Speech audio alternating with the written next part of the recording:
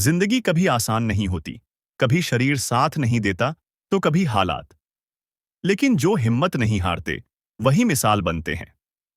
आज हम आपको मिलवाने जा रहे हैं एक ऐसी बेटी से जो महज 15 साल की है, लेकिन उसकी सोच, उसके जज्बे ने उम्र को भी झुका दिया है। जिसे चलने में तकलीफ है, पर जिसने कभी अपने सपनों को रुकने नहीं दिया। क्योंकि मंजिल उन्हीं को मिलती है जो रास्तों से डरते नहीं। यह इंटरव्यू सिर्फ कहानी नहीं है, यह एक आवाज है। हर उस इंसान के लिए जो थक चुका है, जो रुकना चाहता है। ये इंटरव्यू आपको दोबारा जीने की वजह देगा।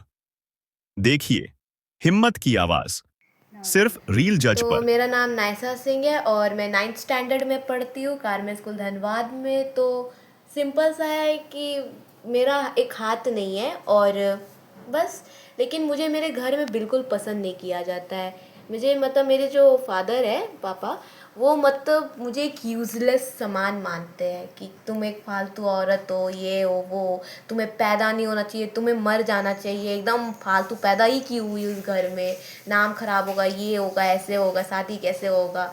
मुझे हमेशा बचपन से यही बताया गया है कि तुम एक यूज़लेस थिंग हो। मुझे कभी बचपन से लेके अभी तक तो नहीं, लेकिन बचपन से लेके हमेशा आज तक भी हमेशा मुझे उनसे डिसअपॉइंटेड वर्ड्स ही मिलते हैं। आज तक मुझे उनसे कभी एक इंस्पिरेशन वर्ड्स नहीं मिले कि बेटी तू अच्छी है, तू पढ़, हम है ना तुम्हारा खर्चा उठाने के लिए। लेकिन वो आज तक कभी ऐसा कुछ नहीं बोले। वो सिर्फ यही बोलते हैं कि तू फालतू है, तू 10th के बाद नहीं पढ़ सकेगी, 10th के बाद शादी कर देंगे तेरा। लेकिन एक इंसान जो पूरे घर से जाके लड़ा, मेरे नानी घर में भी मुझे कोई पसंद नहीं कर पाता था क्योंकि सबका अपना अपना लाइफ था, तो सबको अपनी ज़िंदगी जीना था। तो मैं प्रॉब्लम में थी, मम्मी प्रॉब्लम में थी। मम्मी खुद मम्मी खुद अपने उस वक्त में डिप्रेशन में, ये जो भी था उस वक्त थी। तो मैं कुछ नहीं कर सकती थी, मैं भी खुद छोटी बच्ची थी और मैं क्या करूं उसमें। कैसा पढ़ाते हैं? और उसमें मैं कुछ नहीं कर सकती हूँ। मुझे छोड़ दिया गया, मुझे अपने नानी घर के यहाँ पे 6 महीने के लिए छोड़ दिया गया था। मेरी मम्मी मेरी मुझे घर में सबसे ज़्यादा जो सपोर्ट करता है मेरी माँ है। मेरी माँ मुझे बचपन से आज तक लेके सपोर्ट की है। भले ही थोड़ा शुरुआत में प्रॉब्लम हुआ था, लेकिन तब भी आज तक सपोर्ट करती है। मेरे कॉलोनी में मेरी माँ ने ट्यूशन लगाया है, तो उनके घर में पढ़ने जाती हूँ। तो वहाँ के लोग बहुत अच्छे हैं, मतलब पर एकदम केयरिंग टाइप में है। वहाँ पे दादा दादी है, उनकी बेटी भी बहुत अच्छी है। मतलब एकदम उनका बिहेवियर, कभी कभी मुझे लगता है कि उनका मूड कभी कभी ख़राब है, लेकिन वो असल में बहुत अच्छी इंसान है।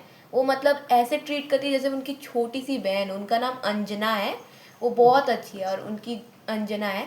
और उनकी माँ उनकी माँ को मैं अपनी दादी जैसी मानती हूँ, क्योंकि वो एकदम मेरी अपनी दादी जैसी है। और उनके उनके पति दादा जो मुझे बहुत पसंद है, पढ़ाते हैं, कभी कभी डांटते हैं, थोड़ा डर भी लगता है कि क्या होगा, क्योंकि वही मुझे ट्यूशन पढ़ाते हैं। कभी उनका काम करके नहीं आई तो लगता है कि बाप रे आज तो गए।